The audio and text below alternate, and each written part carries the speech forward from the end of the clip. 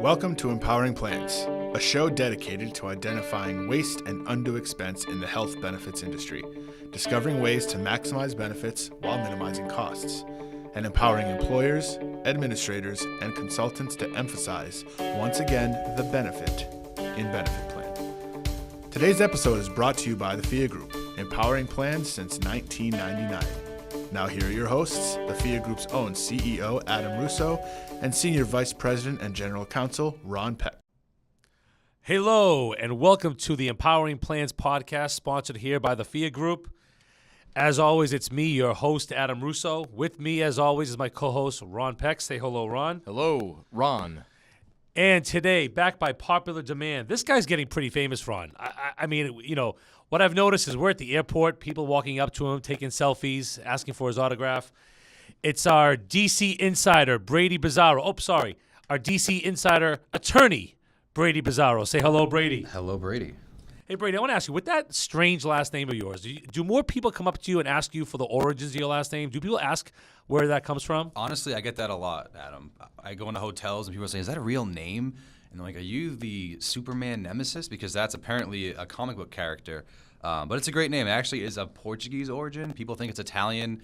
I mean, Russo, pretty clear. Bizarro, not so much. But I do get that a lot. And I've used it every time I can. I just had to ask, Ron. Maybe I shouldn't have asked. Maybe that's not politically correct, but I had to do it. I feel like we could stop now and have learned more just from sitting here in the last 2 minutes than we have in all of our other podcasts combined, Adam.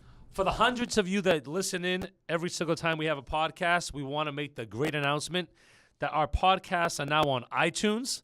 So it's really easy to listen to, really easy to get to. Feel free to go to your iTunes, do a search for the Phia Group, and you'll see them all there. And you'll be able to listen to our current and past podcasts at your leisure.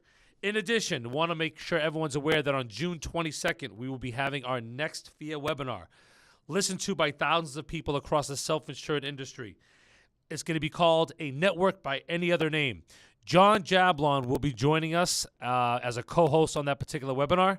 I, unfortunately, will not be there. It will be the first time in the 8 years we've been doing webinars that I, your host, Adam Russo, won't be there. So feel free not to dial in. It's not a problem. I'm not really worried about the fact that you don't register because, John's replacing me anyways, Ron. Or dial in and witness whether the earth truly does open and swallow us whole as a result. So today's podcast is called In the Land of the Blind. And Brady, we brought you here because obviously in D.C. it seems like everyone's walking around aimlessly. They don't really know where they're going. It is the land of the blind. So we're going to talk about the recent report by the Congressional Budget Office. For those you don't know, they call it the CBO, regarding the new Republican health care bill, or health insurance bill, I'd rather call it.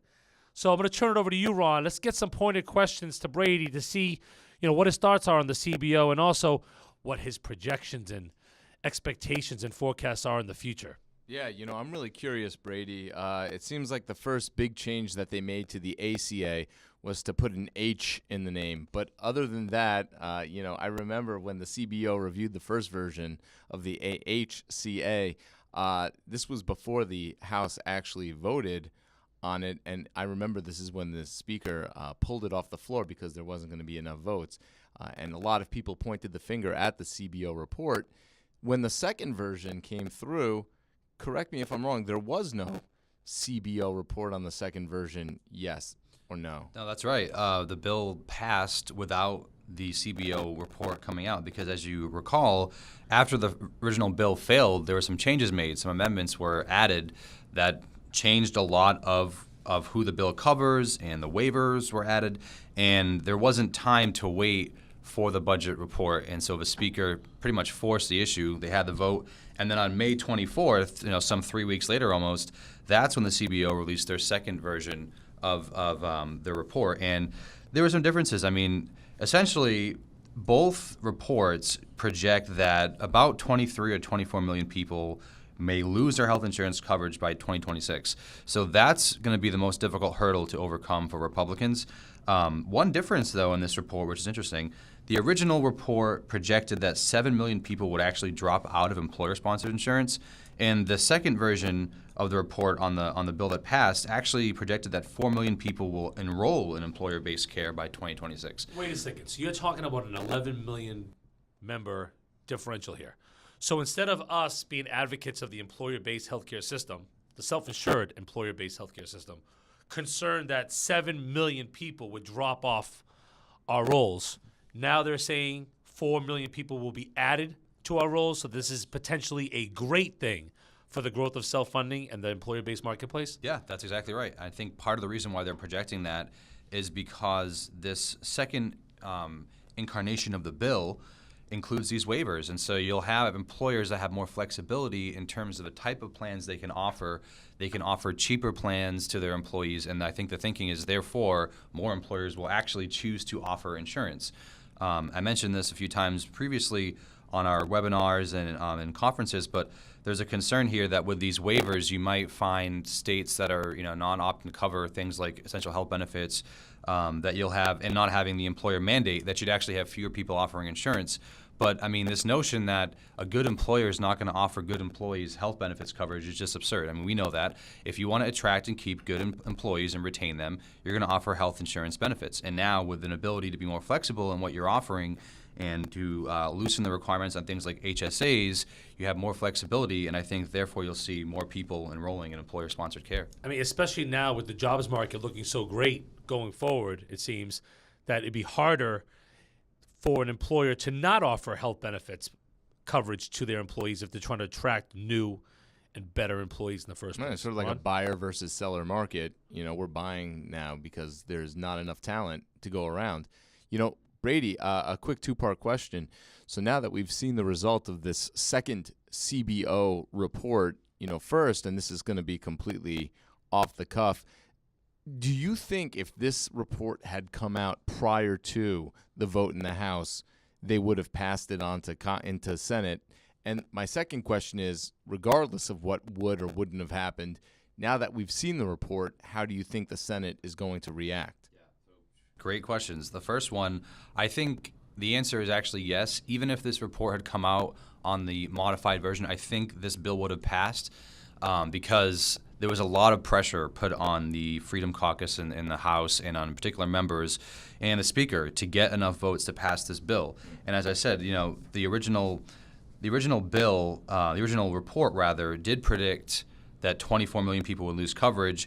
And, the thought was that, well, once this bill gets to the Senate, they'll probably find a way to provide for those people who may lose coverage. That's one point. And the second point to note is that these reports assume that the ACA would remain healthy, right? So and it's not. So as the insurance market is crumbling, it's sort of unfair to say, 23 or 24 million people would lose coverage and have it today. I mean, if months go by and nothing is done to save the individual market, you're going to have millions of people losing coverage anyway. So it's kind of, that's the argument that I'd be making if I was a Republican. I'd say, hey, listen, the way things stand now with the ACA, we're going to see 10 million people lose care because, the big insurers are pulling out of the marketplace.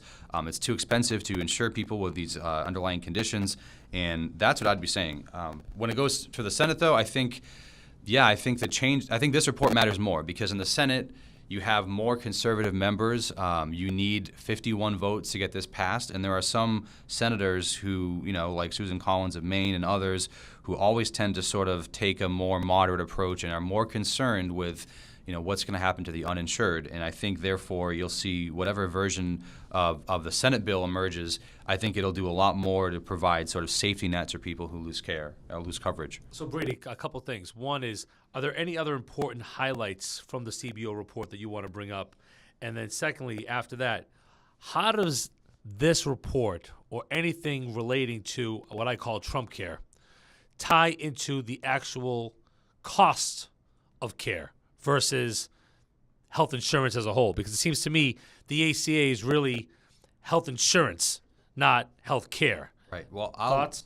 I will absolutely defer to Ron in the second part. I know this is a question and an issue that he's been hammering home, the difference between health insurance and health care. But with regard to your first question, what else is in this report? Well, something important is, and they tried to do, the CBO, an estimate of how many states they project would actually take advantage of these waivers. Remember, the waivers would permit states to opt out of requiring of covering essential health benefits 1, and would allow states to impose a penalty on people who have a break in coverage of more than 63 days and who have a pre-existing condition.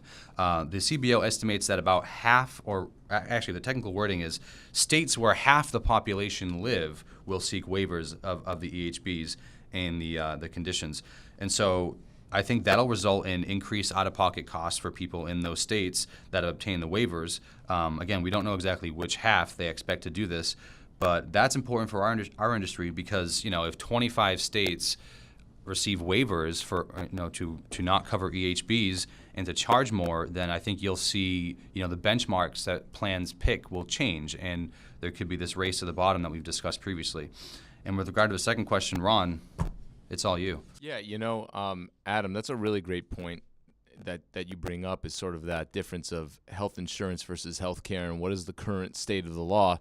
It's health insurance reform, and what are we doing about health care and the cost of health care in general.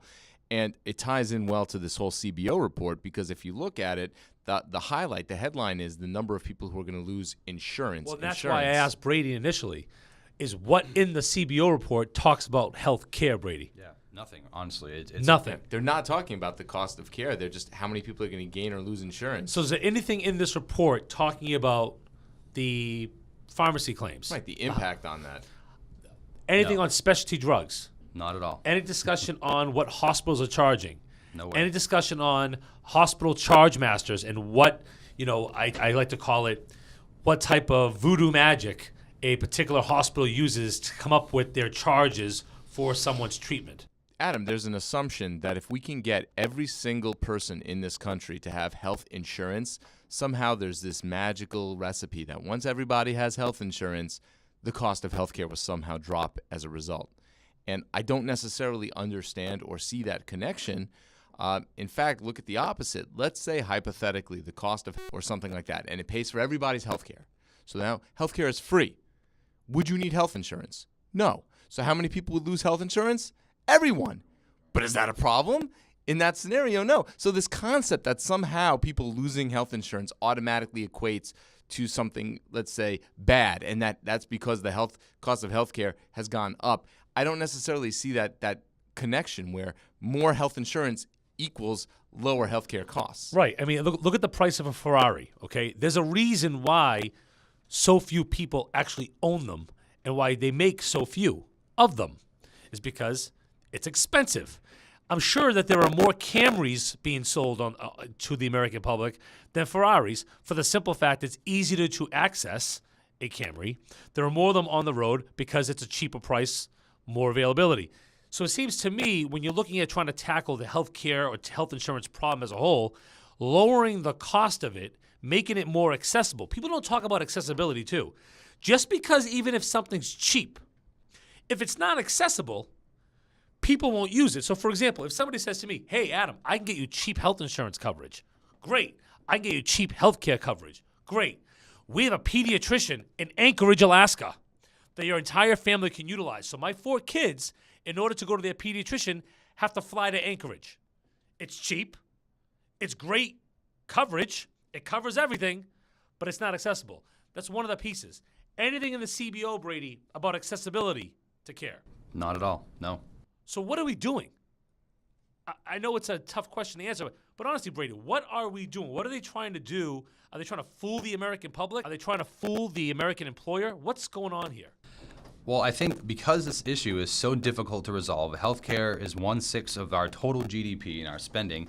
I think this is meant to be, as Trump said, it was phase 1 of 3 in healthcare reform generally. But this first piece is really only about health insurance. In fact, on the campaign trail, one of his favorite lines was, how high your deductible could be, that you had to get hit by a Mack truck to be able to use it. So he knows the problem is providers are part of the problem, that the cost of drugs is the problem. But I think really we're acting sort of one piece at a time here, and people just like to hear, I have health insurance. They don't like to discuss the cost of care as an underlying problem. So here's my follow-up. Do you think there is going to be a step 2 or a step 3 or phase 2 or phase 3 that is going to tackle health care costs, or is that just something that we're saying now?